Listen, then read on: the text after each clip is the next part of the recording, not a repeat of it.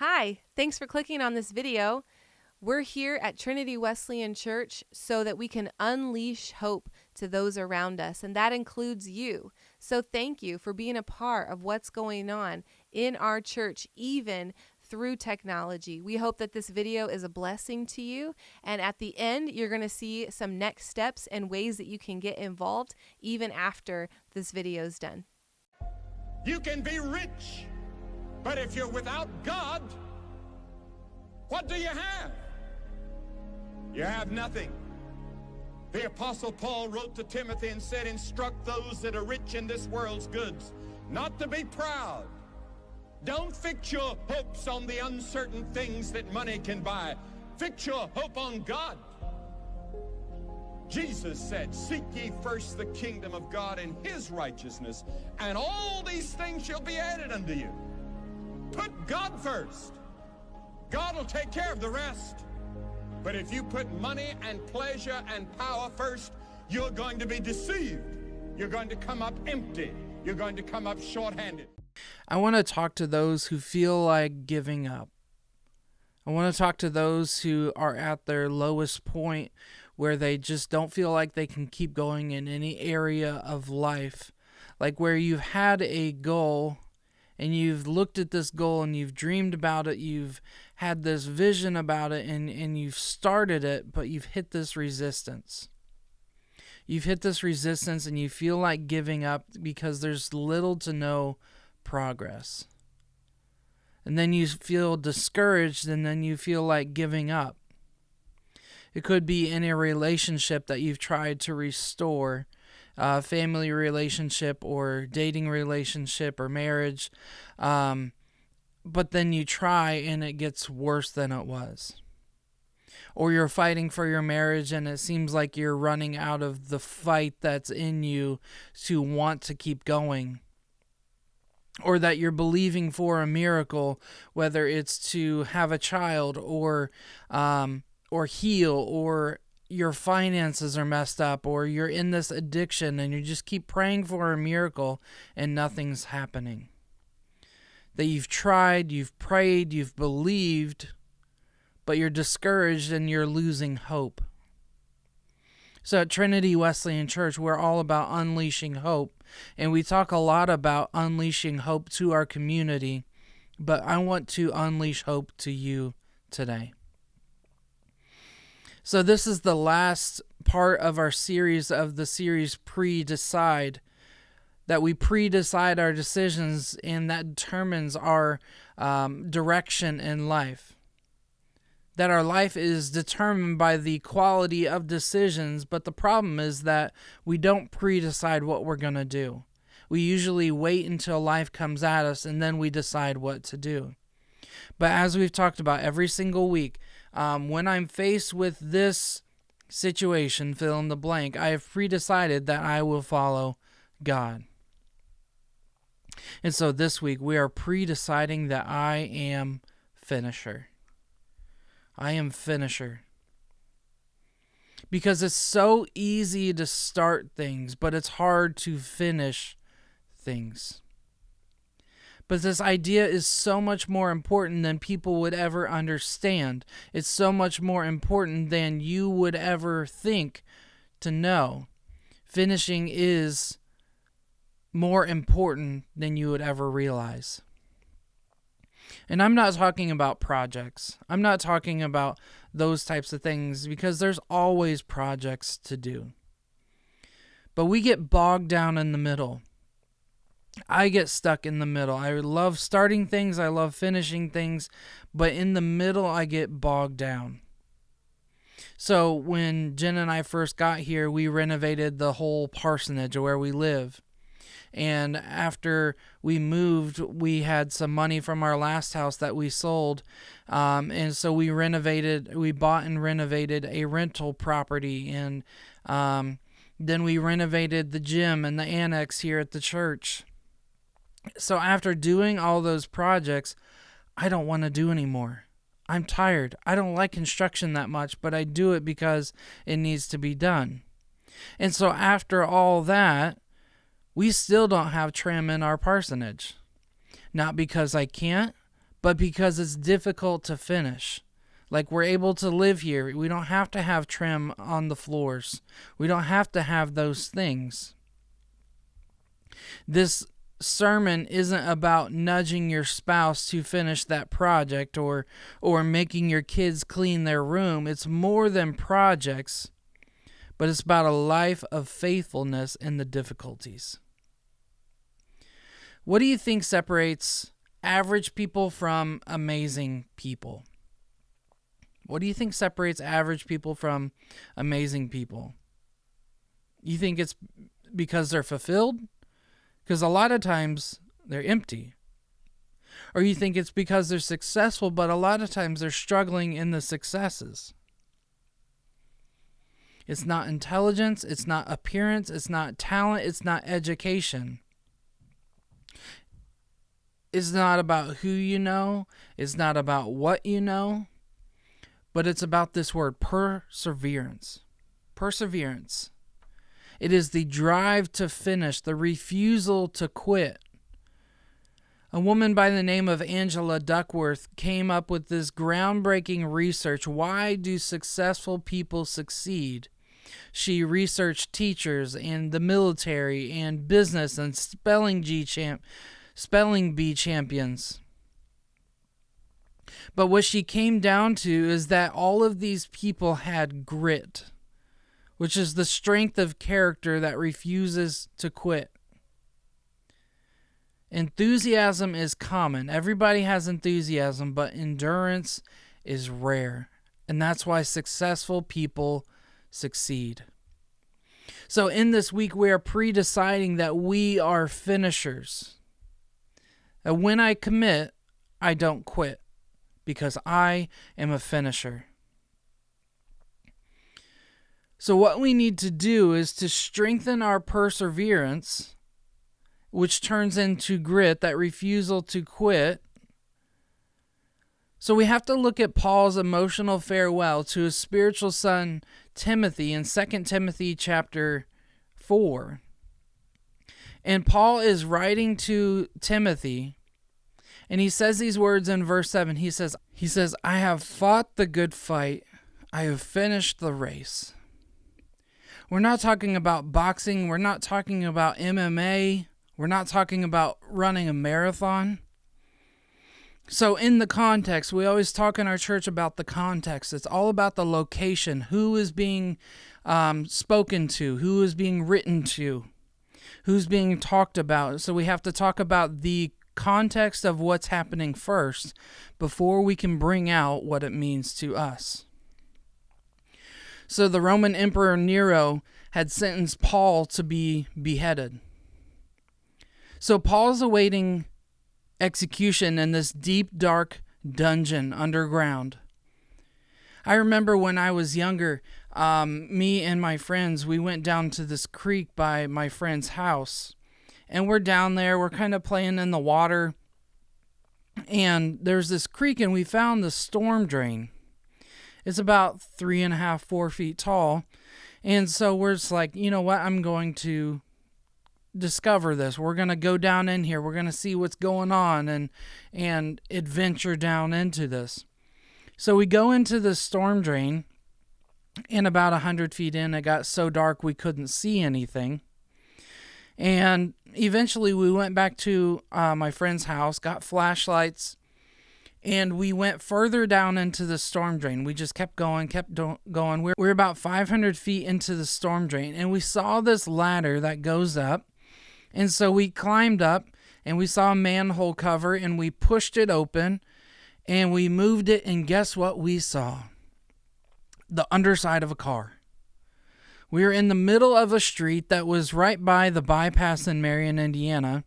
So basically think that the road 13 that we live close to, DuPont, that Burger King that's close to Target, we popped under a car in that type of environment. Like, we're on that side street right by 13. Also, don't tell my parents because they might find out, and I still might get grounded for this. But we're under there, and we pushed this manhole cover open, and we saw this car above us, and we're like, oh gosh, like, we better put this back down. And we went down and explored a little more and then came back out. And so I could only think about this story when I was thinking about Paul awaiting execution. In this storm drain, it was so cold. Like, it was like 90 degrees outside, but inside this storm drain, it was probably like 50 or 60 degrees, like your hands get cold. And we're in shorts and a t-shirt. And it's also a little wet in there. And but Paul is in this deep, dark dungeon underground. But his is worse. It's not just a storm drain, it's a sewage drain. And so there was a lot of prisoners that died before their execution. Number one, because of the cold. Number two, because of the smell. It was sewage, not just because it smelled bad, but they got sick and died. But a lot of prisoners would die before their execution. So days before Paul's beheading, he writes to Timothy, his spiritual son, someone he's mentoring. In verse 5 of chapter 4, it says, "Don't be afraid of suffering for the Lord. Work at telling others the good news, and fully carry out the ministry God has given you. As for me, my life has already been poured out as an offering for God. The time of my death is near." So it's obvious Paul had finished his race. Like, you haven't finished your race. If you're discouraged and you feel like giving up, you're not dead, so you're not done. There's more to do. There's more love to give. There's more people to help. There's more ministries to start. There's more businesses that need launched. There's more hope that needs to be unleashed. More friendships you have to make. More addictions that need to be broken. That God has more for you, but we can't get stuck in the middle when we feel like giving up. You ever feel like there's just so much to do that you get overwhelmed, so you don't feel like doing anything? David Allen wrote this book called Getting Things Done, and there's this quote in it. It says, "Much of the stress that people feel doesn't come from having too much to do. It comes from not finishing what they've already started." So think about it for a moment, about what you haven't finished, that God has prompted you to do, that God is telling you to do. Not like, oh, I never finished season 4 of that episode of Netflix. But think about the things that God has called you to do. Think about those things that you have not done. I have not been spending time with God. I have not been discipled. I haven't been discipling someone else. Things that are very scriptural that we believe that we don't do. In Revelation chapter 3, Peter is writing these words. He says, "I know your deeds." He's writing to the church in Sardis. He says, "I know your deeds. You have a reputation of being alive, but you are dead. Wake up, strengthen what remains and is about to die. For I have found your deeds unfinished in the sight of God." I want to ask a question. What is your unfinished business? Is there a broken relationship that needs to be mended? Do you need to keep sharing your faith? Start sharing your faith? Do you need to give what God told you to give? Tithe, offering, above and beyond, to go be generous to other people, to go back and finish that degree, to start a hobby, start mentoring a younger Christian, to serve, to start a ministry, launch a business, drop 20 pounds, apologize. Paul writes to the Corinthians in 2 Corinthians chapter 8, he says, "Here is my advice. It would be good for you to finish what you started a year ago. Last year, you were the first who wanted to give, and you were the first to begin doing it. Now you should finish what you started." I want you to ask yourself, why does it matter if I quit? Why does it matter if I give up? Every decision that you make is a vote towards your future. And every decision you make is a vote toward this world's future. When you decide to quit, you're voting. You say, I don't have what it takes. I'm going to give up. I'm not going to do this. I can't do this. But when you stand strong, you persevere, you don't back down, you're voting that I am a finisher. I persevere. When I commit, I don't quit. I remember there was a pastor that told me I didn't have grit to make it as a full-time pastor. And I was so frustrated by this, and I got to the point, I'm like, instead of letting him prove me right, I'm going to show him how wrong he is. I remember when my grandpa was over at our house. I was 9 years old, and I didn't know how to ride a bike yet. And he came over, and he goes, you're just a sissy. You'll never be able to ride a bike. And that day, I went and rode a bike without training wheels. I was like, I'll show you. That's part of grit. That's part of in the face of adversity that, you know what, I'm going to do this and I'll show you. You might see me struggle, but you won't see me quit. You might see me going through hard things, but that doesn't mean I'm going to give up. That when I commit to something, I go all in, that I don't quit, that I am a finisher.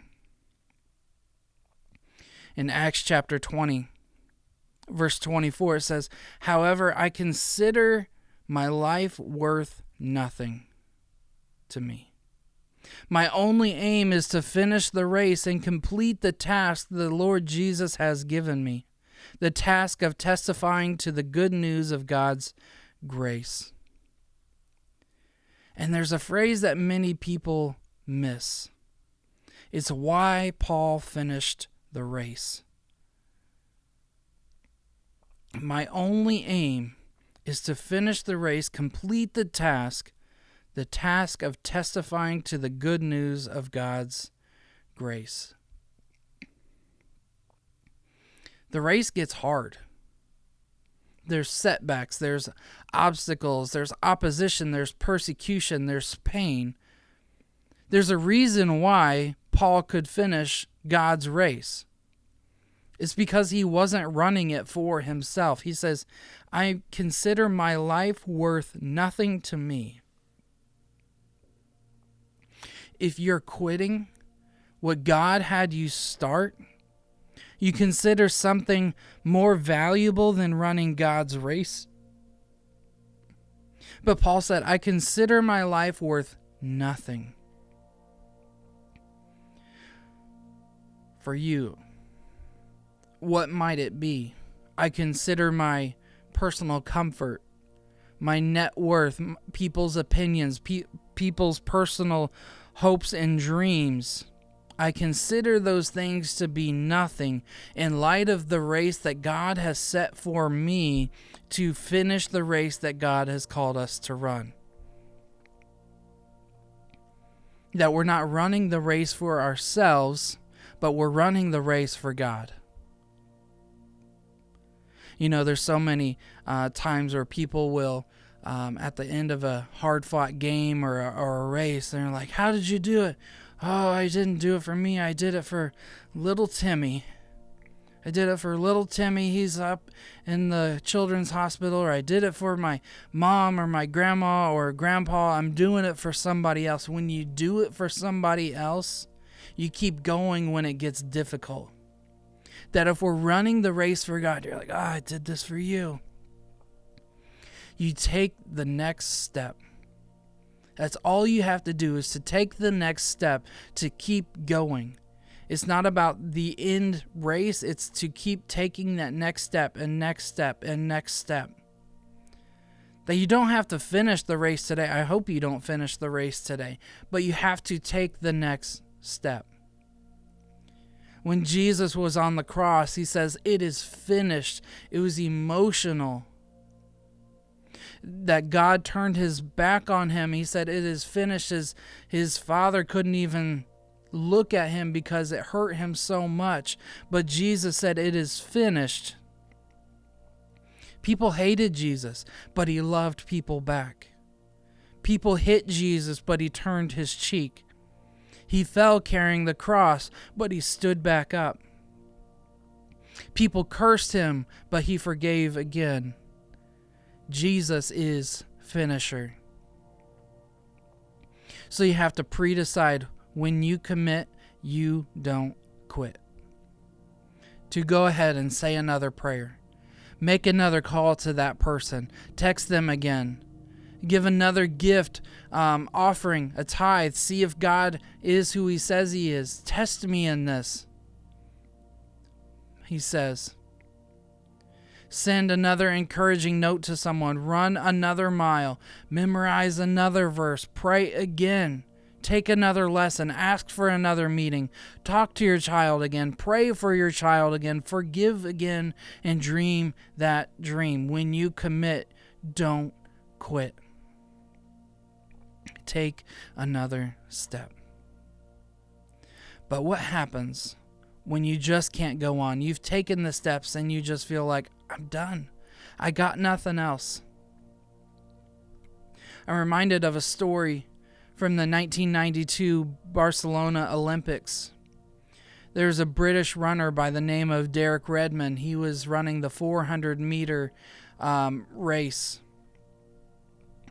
And he's running and he tore his hamstring. You know, one of the things that you really need to run. And it didn't look like he was going to finish. And so he fell onto the ground. And people didn't know what was going to happen. His father jumped out of the stands, carried his son. You never run alone.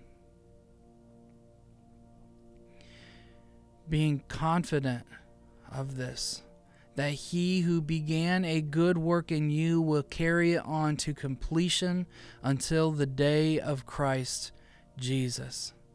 You never run alone. Even when you feel like you're the only one, you've torn your hamstring figuratively, hopefully not literally, that somebody else is running with you. Why do people quit? Is because quitting is an option. But if quitting is not an option, you will keep going. In your marriage, in my ministry, in the goals that we've set, in following God, you might see me struggle, but you're not going to see me quit. Because when I commit to something that God has called me to, I don't quit because I am a finisher. I want that to be your motto for following Jesus. And at the end, he'll say, "Well done, my good and faithful servant."